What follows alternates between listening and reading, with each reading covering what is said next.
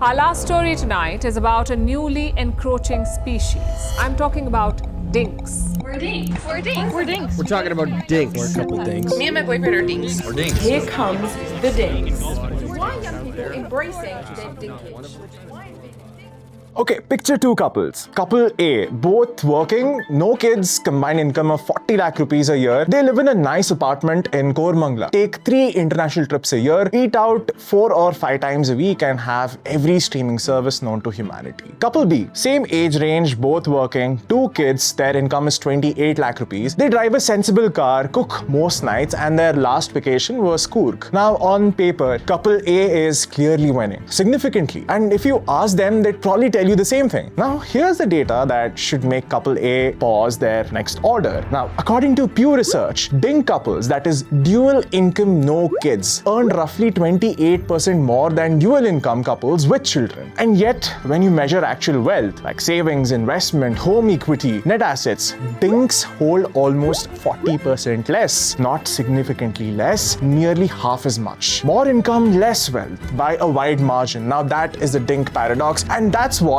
we're getting into today. Hello folks, I'm Shashank, you're tuned into FinShots TV. Okay, so let's talk about why earning more doesn't automatically mean being wealthier and why the math behind the DINK lifestyle is a lot more complicated than the Instagram version suggested. First, let's be clear about what we're talking about. Now, DINK is, as I mentioned, dual income, no kids. It's not a new fringe lifestyle. Surveys across Delhi, Mumbai and Bangalore suggest somewhere between 20 and 30% of the married couples in these cities now identify as DINKs, up dramatically from even a decade ago. Globally, the trend is similar. In the US, the DINK share of married couple in their 30s and 40s has grown from 8% in 2013 to 12% in 2023. The reasons people chose this path are genuinely varied. Career focus, personal freedom, financial independence, the cost of raising children, health considerations, or simply not wanting to. Now, none of these reasons are wrong. This video is not about whether you should have kids. That is your business and nobody else's. What it is about is the gap between how DINKs think about their finances and what the data actually shows. Because there is a very real and very consistent gap, and it shows up in almost every country where this has been studied. Now, let's go through the numbers properly. See, the Pew Research study from November 2025 looked specifically at married couples in the US where at least one spouse is in their 30s or 40s, both earn income, and compared DINKs against dual income couples with kids. The DINK median household income came at around $193,000 US. The couples with kids median was about $151,900 US. So DINKs earn more. Now that part holds up. But the median wealth for DINKs was $214,700. Now for couples with kids, it was roughly $361,500. Now that's a gap of roughly $147,000, or about 40% less wealth for higher earning group. The home ownership numbers tell part of the story. 71% of DINKs own a home versus 79% of couples with kids. Among those who do own, DINKs have $165,000 in home equity versus $222,000 for parents. Now, Pew's own explanation for this is relatively careful. They point out that DINKs are younger. The median age of the oldest spouse in a DINK couple is 36 versus 43 for a couple with children. Younger means less time to accumulate, so some of the gap is just age and compounding. Now that's a fair point, but age does not explain why couples earning significantly more are still building meaningfully less. Something else is also happening in the background. And if you want to understand what that something else is, you have to follow the money. Now, here's where it gets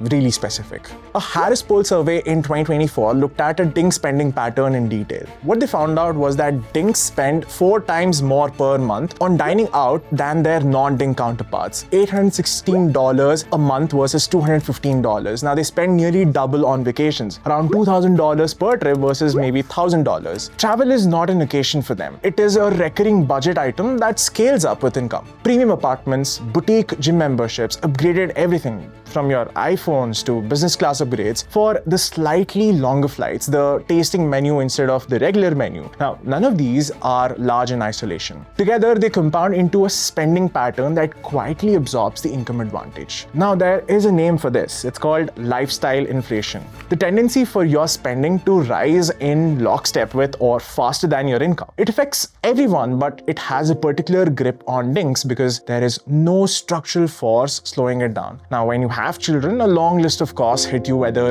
you choose them or not. School fees, medical expenses, the home that you had to buy because you needed more space, the life insurance that you took because someone now depends on you. And by the way, if you haven't gotten a term plan, maybe this is your chance to do so. You can head to the link in the description. With Ditto, you get free consultations and you get claim support for life. We deal with both health and term insurance. Head to the link in the description and book your free call.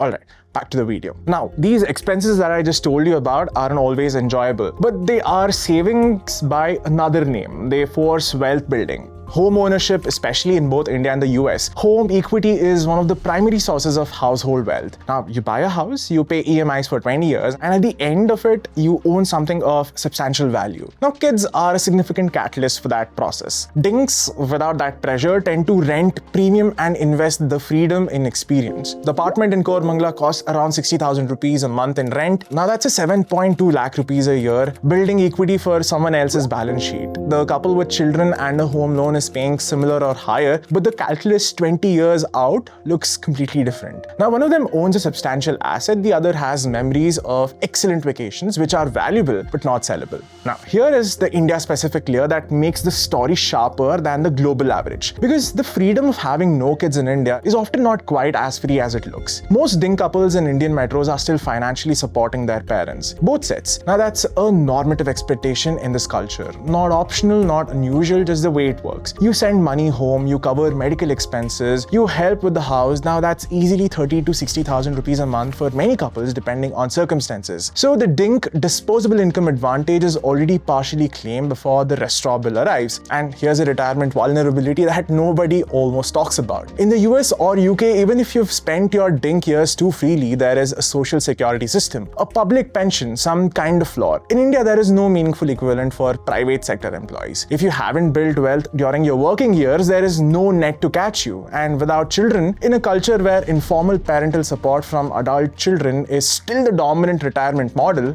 Indian DINK couples are structurally more exposed than any comparable demographic anywhere in the world. High spending, no state pension, no children to fall back on, and often a rental property that can be taken away with 60 days notice. This is not a reason to have kids. It is a reason to be much more deliberate about what you do with your income. So here's the honest picture. Being a DINK structurally is one of the greatest financial opportunities available to a working couple. 2 incomes, no mandatory child costs, maximum flexibility. The potential to build wealth faster than almost any other household configuration is very real. The Pew data isn't saying DINKs can't win. It's saying that most of them aren't, and the reason is not bad luck. It's purely that higher income without structural discipline tends to get spent and not saved. Kids are not a good investment in a financial sense, but they are accidentally a forcing mechanism for financial behavior that DINKs have to consciously replicate. Now, buy the home, max the investment, treat lifestyle inflation like the compound problem it is, because each upgrade that you make to your baseline lifestyle doesn't cost you once, it costs you every single month for the rest of the time that you maintain it. Now, the premium apartment, the club membership, the dining habit, now they feel like choices, but they function like anchors. And without the external pressure of a school fee deadline or a home loan EMI forcing your hand, that creep happens quietly and completely. Now, folks, we are not telling you what to do with your life. We're just giving you the full picture so you can make a deliberate call. Because right now, a lot of DINK couples are living the dream and quietly building the problem. And by the time the number becomes visible, the compounding is already working against them. Anyways, folks, that's it for today. I will see you in the next one. If this landed, send it to a DINK couple in your life. They'll either thank you or never speak to you again. Either way, let me know in the comments. I'll see you in the next one.